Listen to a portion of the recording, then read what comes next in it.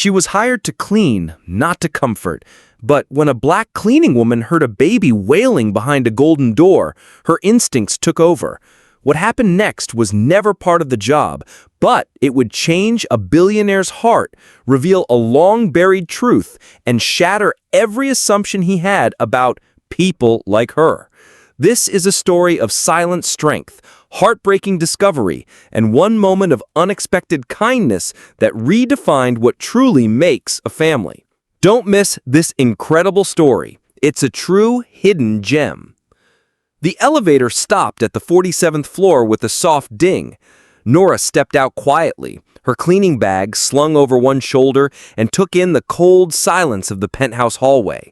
The air smelled like money, citrusy cologne, leather furniture, and polished marble.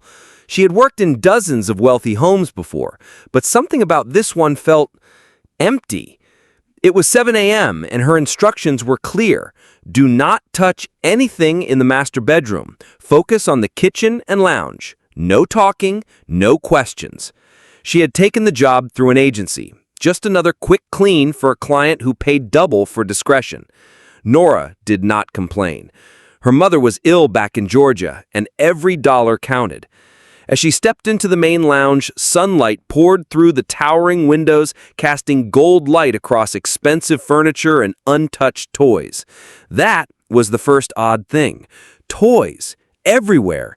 Tiny shoes at the door, a half-finished bottle on the marble table, but no child in sight. Then she heard it, a faint, choking sob. Nora froze. The sound was muffled, coming from down the hall, behind a set of double doors. She hesitated. "Not my business," she whispered. But the cry turned into a wail, a desperate, helpless sound that no decent person could ignore. Nora followed the sound, gently pushing open the door. Inside was a nursery, immaculate, decorated in soft grays and blues, and in the center, inside a white crib, sat a baby no older than 1, red-faced, soaked in tears, and screaming until his tiny body trembled. There was no nanny, no adult, just the little boy reaching up for comfort that never came. Her phone buzzed, a message from the agency. "Owner arriving soon. Please make sure all trash is cleared before he walks in." Moments later, the front door slammed. Footsteps thundered through the marble. A sharp voice called out, "What are you doing with my son?"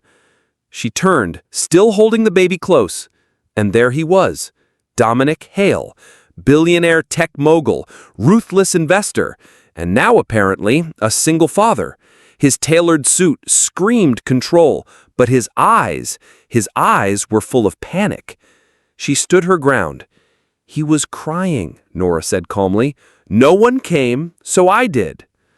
Dominic stepped forward, anger in his face, but confusion behind it. "You do not need strangers touching my son." Then maybe he needs someone who cares enough to notice when he's in pain? That silenced him. The baby, still in Nora's arms, had stopped crying completely. His little head rested on her shoulder, eyes fluttering shut in peace. Dominic stared, stunned. He opened his mouth to speak, but the words never came. Because in that moment, something shifted. And for the first time in years, Dominic Hale questioned whether all his money had bought him comfort or just silence. Dominic Hale had built an empire out of logic, data, and cold decisions. He understood algorithms and profit margins, but as he stood frozen in the nursery doorway, nothing in his perfectly calculated life had prepared him for this image: his infant son peacefully asleep in the arms of a woman he had barely acknowledged until now. Nora did not flinch. She held the baby with the quiet confidence of someone who had raised children, comforted nieces, cared for neighbors. She did not speak for a long moment. Her calm was louder than any argument. "Where is his mother?" she finally asked. Dominic's face twitched. "Gone. She left 8 months ago, signed the custody papers, and walked away." "He is a baby," Nora said gently. "Babies do not understand custody papers. They understand who shows up." Dominic stepped forward, trying to take the child from her arms, but the baby whimpered and buried his face deeper into Nora's shoulder. "Give him to me," he said. Nora looked him in the eyes. "When was the last time you held your son?" He did not answer. The baby stirred, and instinctively she rocked him slightly, humming softly. It was a tune from her grandmother's village in Georgia, sweet, simple, steady, the kind that made even the most frightened child feel safe. "I will report this," Dominic said suddenly, "to your agency. You overstepped. You entered a room you were told not to. You touched my child." Nora looked at him with quiet strength. "Then report it. But ask yourself first, how long would he have cried if I had not walked in?" That question landed like thunder in the room. Dominic opened his mouth, then closed it again. "I am not your problem," she continued. "I am the woman who made sure your child did not cry himself sick this morning." Dominic's hand trembled slightly as he reached for the crib railing. "I hired a nanny. She quit last week. I did not have time to replace her yet." "No, Mr. Hale, you did not make time." He stared at the crib, then at her. "Why did you help?" "Because that is what good people do," she said, handing the now sleeping child carefully into his arms. Dominic took him awkwardly, stiffly, like someone cradling something fragile for the first time. The child stirred, but did not wake. For a moment, he held him tight against his chest. Something foreign flickered in his eyes. "You think I am a monster," he said. "I think you are a man who is used to people being afraid of him, and maybe it is time someone was not." He looked away. "Do you have children?" "I raised my sister's 2 girls after she passed. They're both in college now." He nodded slowly. "You must have loved them very much." "I still do." There was silence. Not hostile, not awkward, just quiet. The kind of silence where the truth has been said and nothing more needs to be added. Nora gathered her supplies. "You do not need to call the agency. I will tell them this job is not the right fit." He hesitated. "Would you consider staying, at least until I find someone qualified? I will pay double." She looked at him carefully. "You do not need someone who needs the money. You need someone who cares." Then she turned and walked toward the door. "Nora," he called out suddenly. She stopped. "I don't know how to do this. I thought I could, but I cannot. I don't know what he needs or how to be enough for him." For the first time, his voice cracked. Nora stepped back into the nursery doorway. "He does not need perfect," she said. "He needs present. Start there." Dominic nodded slowly, looking down at his son. The baby's fingers curled tightly around his shirt. In that fragile stillness, something inside Dominic Hale, something hard, bitter, and guarded, began to melt. Nora did not expect to return, but the next morning she found herself walking up that long driveway again, past polished gates and spotless hedges, until she stood at the front door of Dominic West's mansion. She told herself it was just work, just a cleaning job, but deep inside, something else was pulling her back. When the butler let her in, the baby's cries echoed through the house. Again. Without hesitation, Nora followed the sound and found the infant in the same room as yesterday, red-faced and wailing. Dominic stood nearby, shirt unbuttoned at the collar, hands gripping the crib rail. "I tried everything," he admitted. "Bottle, diaper, singing." "Have you tried picking him up?" Nora asked softly. I don't think he likes me." "He's not looking for perfection," she said, walking over. "He just wants to feel safe." Nora picked up the baby, held him close, and hummed an old tune her grandmother used to sing. Slowly, the cries softened. Dominic watched in silence, a flicker of emotion passing over his usually unreadable face. For the next week, something unusual happened. Every day after her cleaning work was done, Nora would pause by the nursery just for a moment, and every day, the baby would light up at the sight of her. He reached out with tiny hands, smiled through tired eyes, and rested easier in her arms. By the fourth day, Dominic was waiting. "Could you teach me?" he asked quietly as she rocked the baby to sleep. "Teach you what?" Whatever it is you do that makes him feel peace." Nora glanced at him. "You can't learn it from a book, Mr. West. It starts with showing up." He nodded, shame flickering in his eyes. The next evening, she found Dominic already in the nursery, holding his son. His posture was stiff, Unsure, but he was trying. That mattered. Nora gave no instructions. She simply sat nearby, folding tiny clothes, letting father and son find their rhythm. Then one night, everything changed.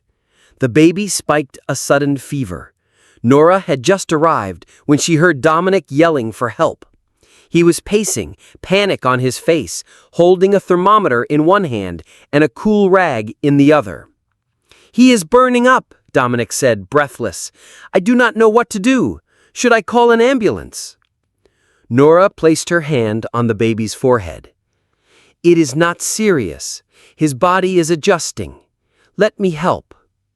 She calmly wrapped the baby in a cool towel, whispered soft words, and stayed close until the shaking stopped.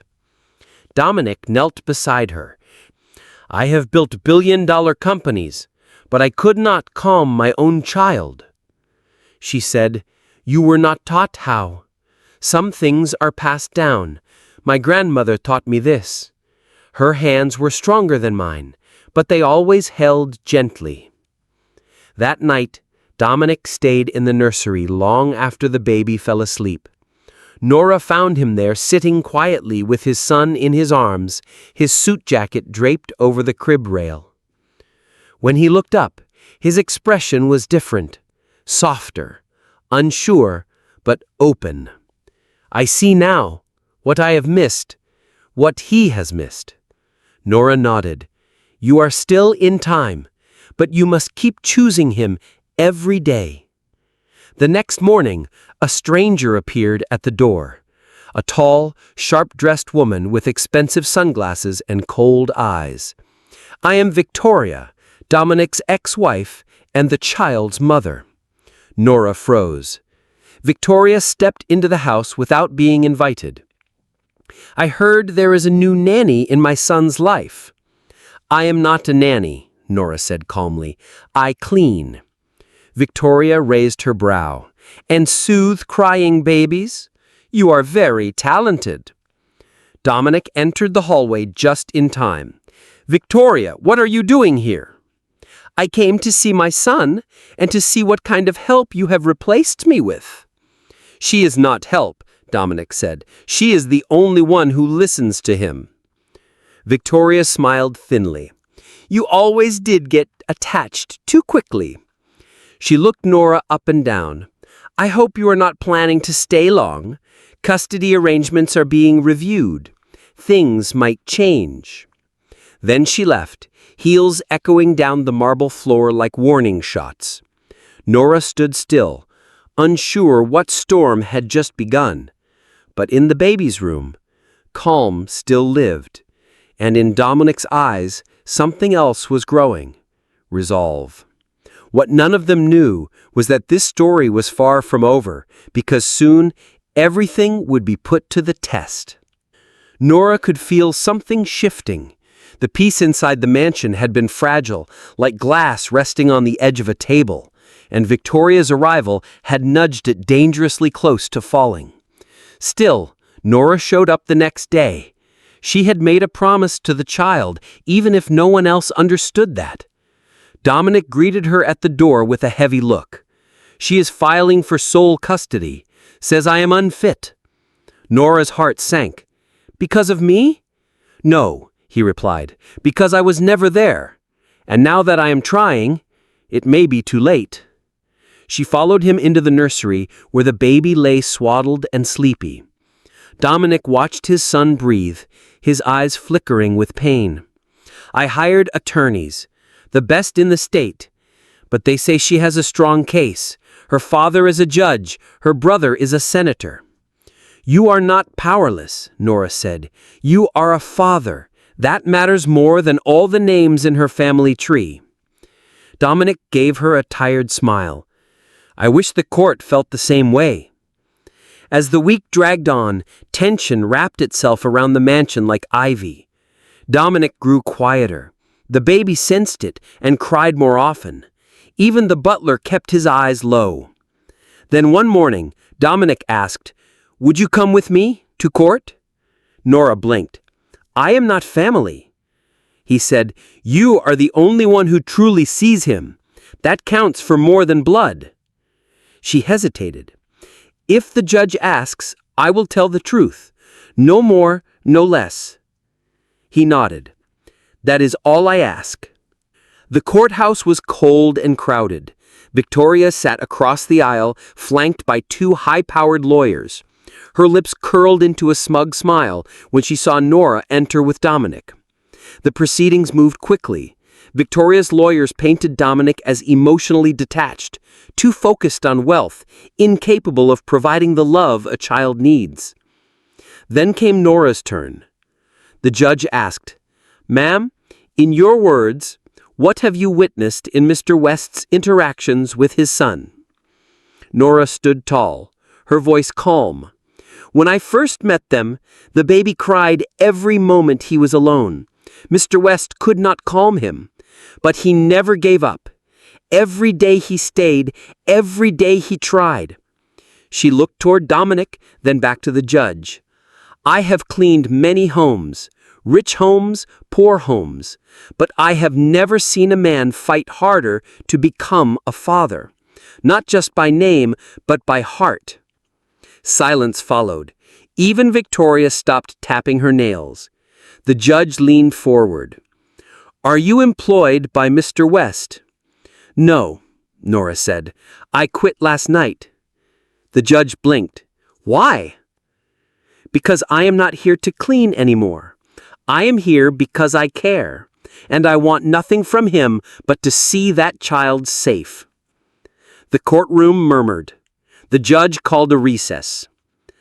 Outside, Dominic turned to her. "You quit?" She smiled. "I had to. I was never just your cleaner, not to him." He looked away for a moment, then back. "Then what are you?" "I suppose I am someone who saw what you were too afraid to see." The ruling came 2 days later. Joint custody, mandatory parenting classes, a full review in 6 months. Dominic was relieved, but what he did next surprised everyone. He called a press conference.